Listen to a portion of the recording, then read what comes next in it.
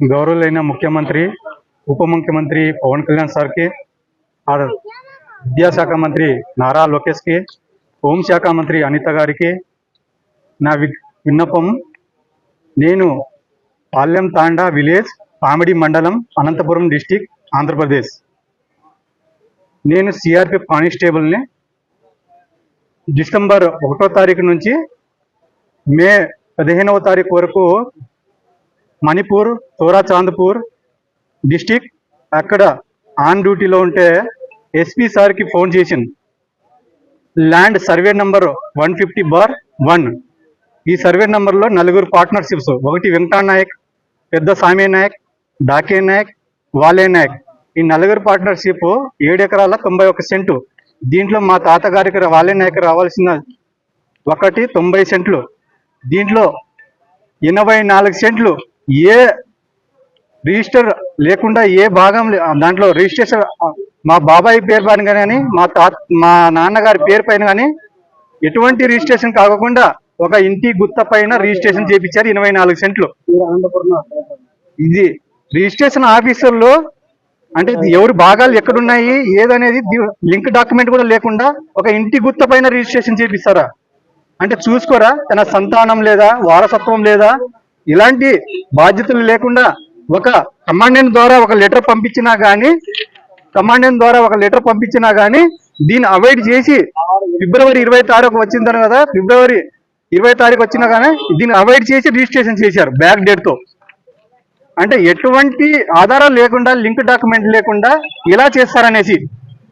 అంటే ఎక్కడో ఉన్న మనుషులు కానీ, ఇంట్లో ఆడలు ఉన్న దానికి బెదిరింపులు, ల్యాండ్లో పోయి రీసర్వే చేస్తే వాళ్ళకి బెదిరింపులు, ఆర్గ్యుమెంట్ సెక్యూరిటీ వచ్చే వాళ్ళు, విఆర్ఓ వచ్చేవాళ్ళు, ఎంఆర్ఓ మేడం వచ్చే వాళ్ళకి ఆర్గ్యుమెంట్ చేయడము, ఇలా అనేక ఇబ్బందులు గురి చేస్తున్నారు.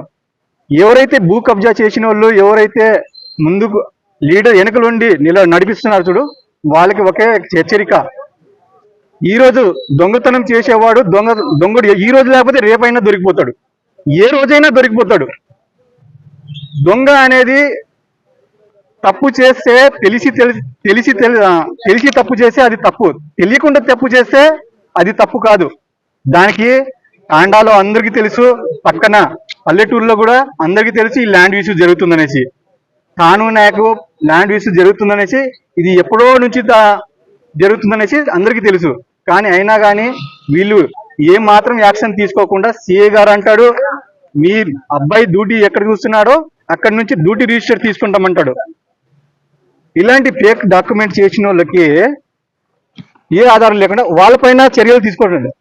నిలదీయట్లే సిఐ గారు మమ్మల్ని అడుగుతున్నాడు, మీరు అగ్రిమెంట్ రాపిచ్చారంటే, మీరు అమ్మినారంటే, అమ్మింటే ఆ రోజు రిజిస్ట్రేషన్ చేయించుకోవాలి, లేకపోతే ఇన్ని రోజులు ఎవరు వీళ్ళ ఫేక్ డాక్యుమెంట్ అంతా మనుషులను పుట్టిస్తే వాళ్ళ దగ్గర జనాలు ఉన్నారే అంటారు. ఎక్కడైనా పోతే జనాలు అవుతారు, మీకు కొట్టేస్తారంటారు. జనాలు ఉంటే అన్ని మా ఆస్తే వదిలేదా? జనాలు వెంట పెట్టుకొని వస్తే అందరికీ ఆస్తే వదిలేయాలా మేము? అంటే ఎవరు లేననే కదా. అందుకనే ఒకటే హెచ్చరిక, ఇది ముఖ్యమంత్రి నారా చంద్రబాబు నాయుడుకి, పవన్ కళ్యాణ్ సార్కి, అనిత గారికి, హోంశాఖ మంత్రికి నేను అడిగేది ఏంటంటే న్యాయం జరగాలి. న్యాయం కోసమే నేను పోరాడుతాం. Okay sir.